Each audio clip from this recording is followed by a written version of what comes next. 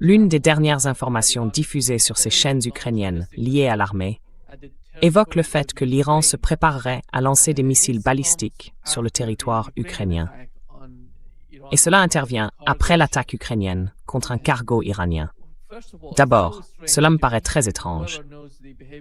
Quiconque connaît le comportement de l'armée iranienne, des forces armées iraniennes, ne peut pas croire à une attaque imminente de l'Iran contre l'Ukraine. Mais, au vu de ce qui se passe, comment comprenez-vous ce genre d'informations venant d'Ukraine? Et sur l'autre sujet, le sujet principal, l'attaque ukrainienne contre un cargo qui devait arriver en Iran, mais qui se rendait de Russie en Iran, et qui a été touché par un drone ukrainien, si je ne me trompe pas.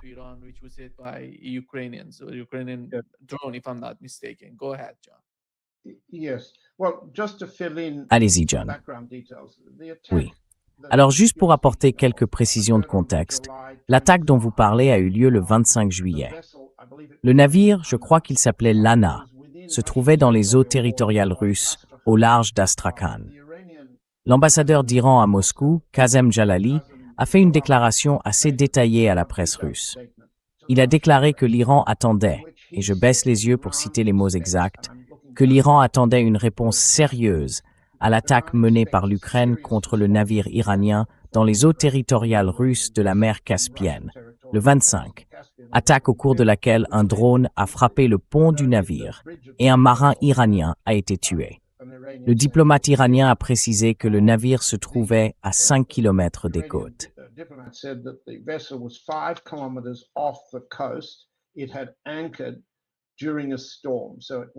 Il était à l'ancre pendant une tempête, donc il ne faisait pas route.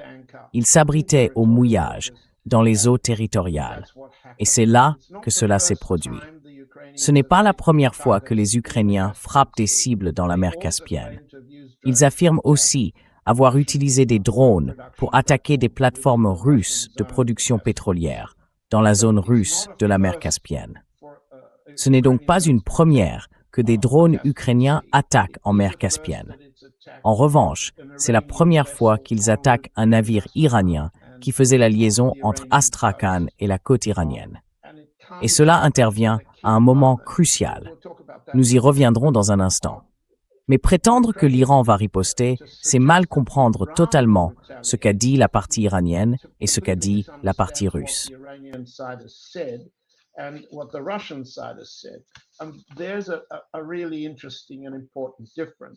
Il y a là une différence vraiment intéressante et importante.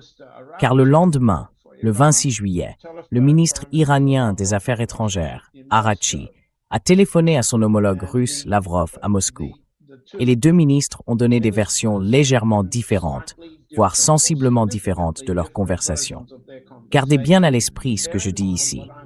La partie iranienne s'attend à ce que la partie russe exerce des représailles. Ce n'est pas l'Iran qui exercera directement des représailles. Dans le communiqué russe, Lavrov se contente de dire qu'il a exprimé ses sincères condoléances à la suite de la mort d'un marin iranien lors de l'attaque du 25 juillet contre un cargo appartenant à l'Iran, Lana, qui avait quitté Astrakhan avec une cargaison civile.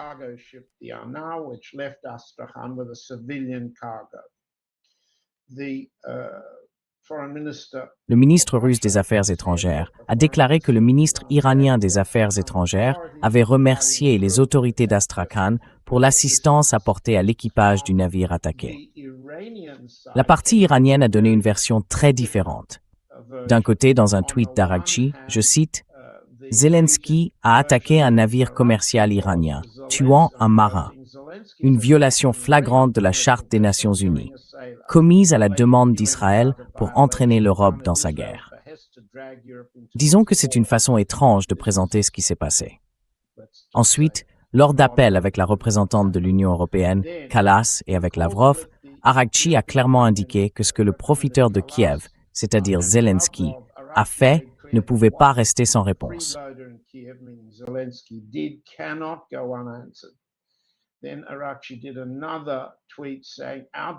Puis Araghchi a publié un autre tweet disant « Notre doctrine de défense est claire. Œil pour œil. Toute agression contre l'Iran entraînera une réponse puissante et décisive. Pour résumer, que se passe-t-il ici? D'abord, l'Ukraine et l'Iran ont eu de sérieux différends. Si vous vous en souvenez, les Iraniens ont abattu un avion qui faisait la liaison entre Téhéran et l'Ukraine, tuant les passagers à bord. C'était essentiellement un tir par erreur. Pendant une période d'alerte, lorsque la défense aérienne iranienne a abattu l'appareil. Depuis, les relations entre les deux pays n'ont jamais été bonnes. Ensuite, tout le monde, à Kiev comme à Moscou, comprend que les drones iraniens ont considérablement aidé les Russes dans leurs opérations pendant la guerre depuis 2022. Et il y a eu un partage de technologies.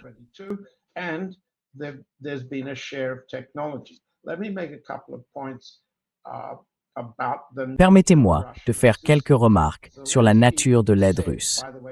Zelensky a déclaré, soit dit en passant, il doit rencontrer le président Trump dans 30 minutes à la Maison-Blanche. Puis, 1 heure et demie plus tard, le Premier ministre israélien Netanyahou sera à Washington et rencontrera Trump. Donc, pour ainsi dire, nous parlons contre eux. Ce que Zelensky a dit, dans des propos accordés ce week-end au journal britannique Financial Times, c'est que la Russie fournit du renseignement satellitaire. Et il a souligné qu'elle avait matériellement aidé l'Iran à frapper des cibles américaines. Nous en avons beaucoup parlé la semaine dernière. Oui, les États-Unis accusent la Russie d'aggraver la situation et de permettre à l'Iran de frapper du personnel américain, de tuer des Américains sur des bases américaines, des bases de la CIA dans tout le Moyen-Orient. Maintenant, permettez-moi d'être très clair sur un point.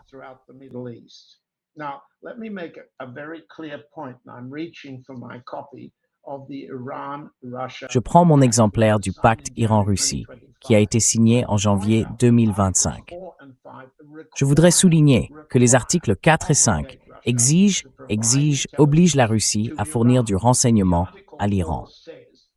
L'article 4 dit « Afin de renforcer la sécurité nationale et de faire face aux menaces communes, les agences de renseignement et de sécurité des parties contractantes échangeront des informations et des expériences et renforceront leur niveau de coopération. » Avec cet échange d'informations, il ne fait aucun doute qu'au sein du groupe de travail militaire Iran-Russie, depuis ce pacte, l'échange de renseignements est une obligation.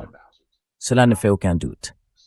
Deuxièmement, l'article 5 du pacte exige que lorsqu'il y a une guerre, une attaque ou une invasion potentielle contre l'une ou l'autre des parties, les deux parties se consultent et coopèrent pour faire face aux menaces militaires et sécuritaires communes de nature bilatérale et régionale. Voilà ce que les deux pays ont déjà signé.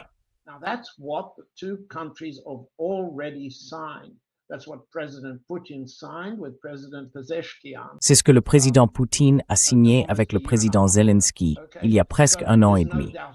Il n'y a donc aucun doute là-dessus. D'un autre côté, lorsque Rubio a rencontré Lavrov, et nous en avons longuement parlé la semaine dernière, il était clair que Rubio avait transmis l'avertissement de Trump. La Russie ne devait pas aider l'Iran à cibler et à tuer des Américains. Lavrov a répondu, et nous l'avons souligné la semaine dernière, que les États-Unis aident également les attaques de drones ukrainiennes contre des civils russes, ainsi que contre des cibles militaires russes, et que si les États-Unis continuent, la Russie continuera. Cela ressemblait clairement à un cas où Lavrov assurait Rubio. Vous escaladez contre nous, nous escaladerons contre vous. Vous tuez les nôtres, nous tuons les vôtres. Cela n'a sûrement pas été dit de manière aussi crue lors de la rencontre entre Rubio et Lavrov. Depuis, Lavrov semble atténuer la fermeté de ses représailles.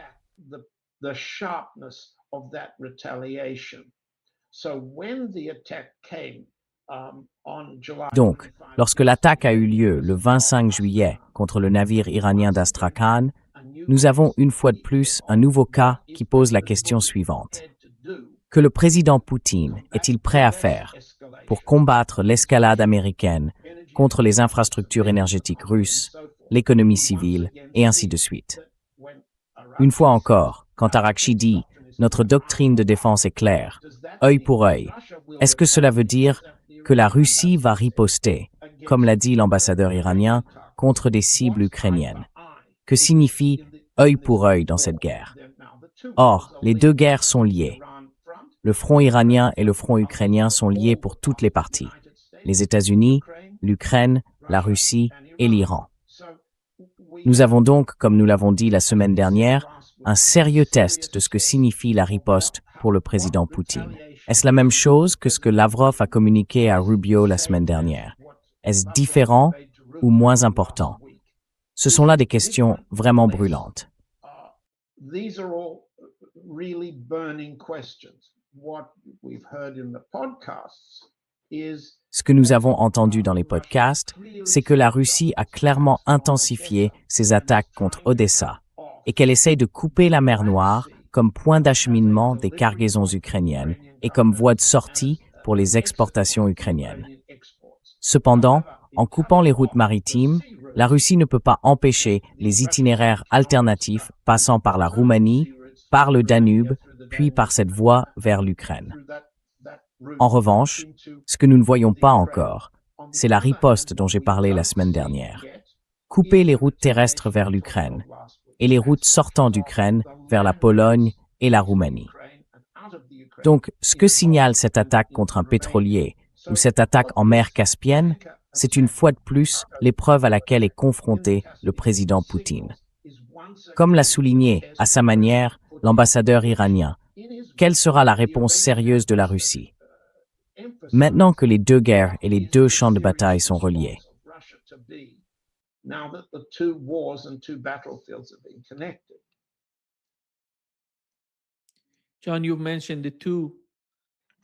John, vous avez mentionné ces deux dirigeants, le Premier ministre d'Israël et Zelensky. Tous deux vont rencontrer Donald Trump aujourd'hui. Comment voyez-vous ces deux guerres dans leur ensemble? Va-t-on assister à la poursuite de la guerre d'une manière telle que les deux conflits pourraient, d'une certaine façon, se rejoindre, comme Zelensky essaie de le faire? Je ne sais pas si vous percevez une forme de volonté de la part de Zelensky d'aller dans ce sens. Car cela l'aiderait énormément s'il convainquait les États-Unis. Vous pouvez nous aider. Nous pouvons attaquer, vous savez, les navires, toutes ces expéditions de la Russie vers l'Iran. Cela pourrait constituer une forme de coopération entre les deux. Et est-ce que ce serait une option viable pour Donald Trump? Je ne sais pas comment vous l'interprétez. D'un autre côté, le cas de Benjamin Netanyahu est, à mon avis, plus délicat. Et avec le temps, vous savez, la question devient de plus en plus complexe en Asie occidentale. Nous avons un nouveau blocus contre l'Arabie saoudite. Le détroit est fermé.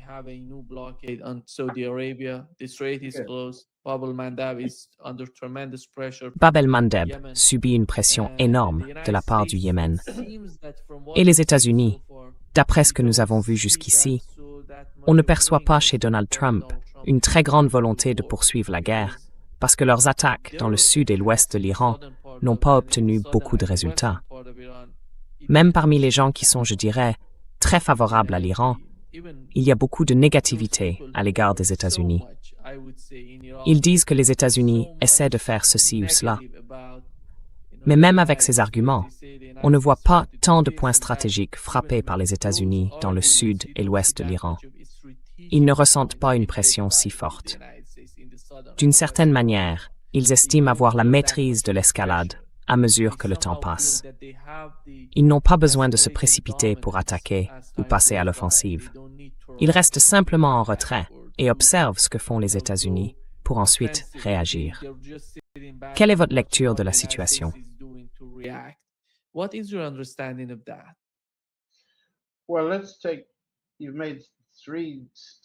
Eh bien, vous avez soulevé là 3 points distincts et importants.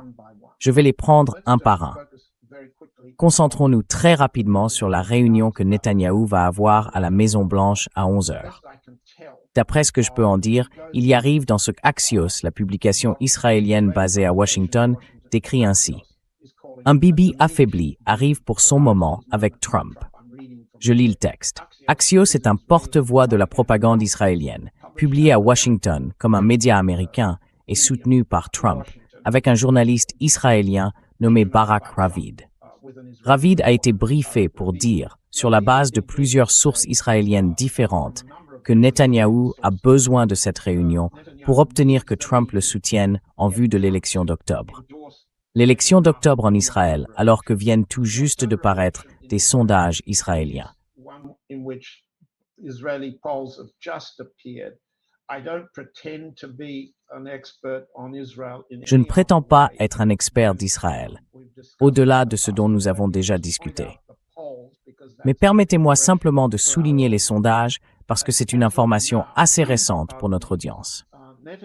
À ce stade, pardonnez-moi, Netanyahou est au coude à coude dans les préférences des électeurs israéliens pour le poste de Premier ministre avec l'ancien chef d'état-major Gadi Eisenkot. Tous deux affichent un taux d'approbation de 38%. Naftali Bennett, qui est un autre candidat, est nettement plus bas. Mais en Israël, la force des premiers ministres dépend du nombre de sièges de leur parti à la Knesset. Le parti d'Eisenkot, qui est nouveau, pourrait obtenir, selon les sondages, environ 23 sièges. Le Likoud de Netanyahou, ce qui le mettrait ou le maintiendrait au poste de Premier ministre, en obtiendrait environ 22. Bennett, 14. Et ensuite, il y a beaucoup de petits partis.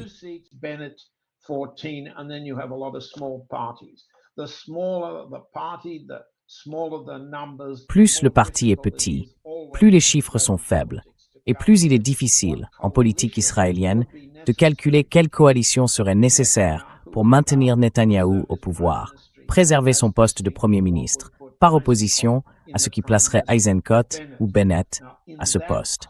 Or, c'est dans ce contexte qu'Axios annonce l'arrivée de Netanyahou. Axios affirme que Netanyahou voulait venir à la Maison-Blanche la semaine dernière, mais que cela lui a été refusé. Trump était occupé.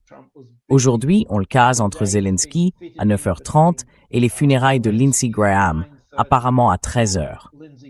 Donc Trump n'aura pas forcément beaucoup d'occasions de s'exprimer devant la presse, ni avec Zelensky, ni avec Netanyahou. Mais attendons de voir. Celui qui aura une occasion de parler à la presse sera celui qui est le plus favorisé.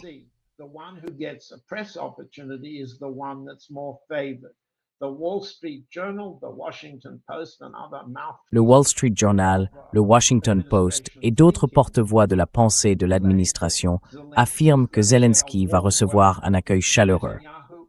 Pour Netanyahou, ils n'en sont pas sûrs. Si Netanyahou obtient le soutien électoral que Trump s'est jusqu'ici montré réticent à lui accorder, c'est pour cela qu'il est venu. D'accord ? Et disons que cela pourrait être largement suffisant pour les Israéliens jusqu'au retour du Congrès, qui votera à l'automne sur les mesures concernant les livraisons d'armes et le soutien financier. Pour revenir à la question de Zelensky et à votre question sur la manière dont les États-Unis perçoivent ces deux guerres, comprenons cela à travers le film à grand succès L'Odyssée, que certains parmi notre public ont peut-être vu et dont tout le monde a entendu parler. Some of our audience may have seen and everybody knows about. The blockbuster film basically represents Le film à grand spectacle représente au fond une vision erronée de la guerre, selon laquelle la soif de sang est une bonne chose si vous êtes le roi, si vous gagnez vos guerres et si les dieux sont de votre côté. En gros, c'est comme ça que Trump pense. Et c'est aussi l'image que ses tweets ont donnée de lui ce week-end, lorsqu'il a publié une série de messages le montrant comme le roi du monde, le protecteur du monde, l'homme qui écrase l'Iran. Plusieurs tweets, publiés à quelques minutes d'intervalle, représentaient Trump, les poings sur l'Iran, provoquant des explosions, les pieds posés sur l'un des bombardiers furtifs américains, et ainsi de suite. Trump a une soif de sang, et il pense que la violence est à la fois morale et efficace. is both moral and it works. Now, he has somewhat less Maintenant, primitive. il a autour de lui des individus un peu moins primitifs, mais plus calculateurs, comme Stephen Miller, ou comme les chefs d'état-major interarmés, comme John Ratcliffe à la CIA. Il calcule comment utiliser la soif de sang de Trump et sa foi dans la soif de sang à la manière de l'Odyssée, dans les deux guerres permanentes qu'ils veulent mener. Ils veulent mener une guerre permanente contre l'Iran jusqu'à ce que l'Iran soit détruit. Et je ne vois pas, malgré toutes les pertes tactiques et opérationnelles subies par les États-Unis et les pertes correspondantes du côté iranien, je ne vois pas qu'il y ait le moindre abandon de la stratégie américaine dans cette guerre. Deuxièmement, Ils veulent aussi mener une telle guerre permanente contre la Russie. Et ce que pense à la fois la presse qui fait la promotion de Zelensky et de Trump, c'est que Trump est désormais engagé dans une guerre permanente contre l'économie russe afin de la détruire.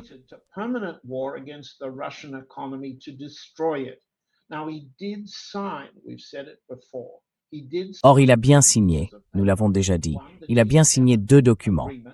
Le premier, l'accord du G7 à Évian en France, la dernière semaine de juin, je crois. Engager le G7, les grandes puissances d'Europe, plus le Canada et les États-Unis, à nuire durablement à l'économie russe. Cela a ensuite été répété dans la déclaration de l'OTAN à Ankara, que Trump a également signée, engageant là aussi à une guerre permanente et de long terme contre la Russie. Or, ce que nous disent les organes de propagande de Londres à Francfort, Kiev, Washington et New York, c'est que Trump estime que l'escalade de la guerre des drones menée par Zelensky est du bon travail, qu'il fait du bon travail, que Trump soutient cette escalade et continuera à la financer et à l'aider. Eh bien, je pense que cela répond à votre question.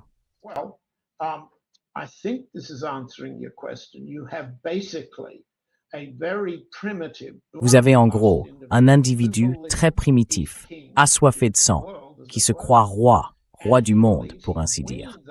Et il pense gagner ses guerres grâce à un niveau de violence que l'autre camp, qu'il s'agisse de l'Iran ou de la Russie, ne peut pas combattre efficacement. Il croit aussi que les dieux sont de son côté, dans le cas de Trump, comme dans le récit de l'Odyssée. Et il croit que la technologie des armes, sa technologie, la plus grande au monde, comme il ne cesse de le tweeter, finira par l'emporter. Et que cela aura la fin heureuse que l'on voit dans l'Odyssée. Vous vous souvenez de ce que dit le film L'Odyssée?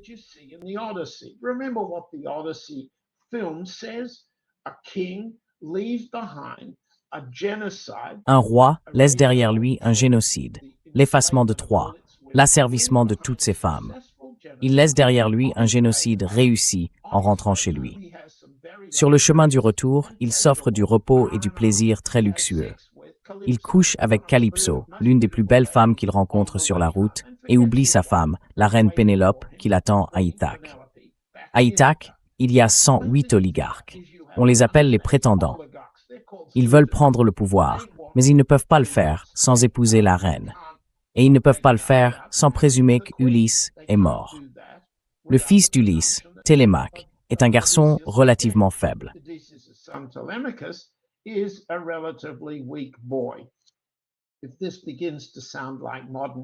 Si cela commence à ressembler à la politique américaine actuelle et à la manière dont les États-Unis font la guerre aujourd'hui, c'est ainsi que Trump pense. C'est ainsi qu'Hollywood pense que Trump pense. C'est ainsi qu'Hollywood veut que les Américains pensent. Alors, mesdames et messieurs, si vous êtes Américains et que vous pouvez voir ce film, je vous conseille vivement de ne pas le faire. Écoutez le podcast et comprenez où cette soif de sang mène réellement. Elle peut prendre fin, mais lentement, et elle se termine par une guerre permanente. Une guerre permanente contre les 2 économies, les 2 peuples, les 2 dirigeants politiques. Et rien qui ressemble au massacre des 108 hommes qui conclut le retour d'Ulysse.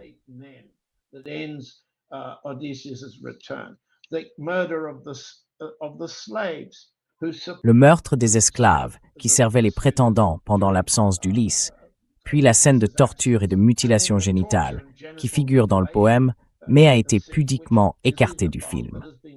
Ce niveau de cruauté, ce niveau de violence moralement justifié, si vous êtes le roi, si vous êtes un gagnant, et si les dieux sont de votre côté, c'est ainsi que Trump pense. Derrière cela, il y a l'image d'électeurs qui continuent à le soutenir très fortement. Et les techniciens de la Maison-Blanche voient bien que même si Trump perd environ 1 point d'approbation chaque semaine, le problème auquel il est confronté, c'est l'inflation. Le problème qu'il doit maîtriser, c'est le prix du pétrole à la pompe. Mais permettez-moi d'ajouter, entre parenthèses, une chose très claire.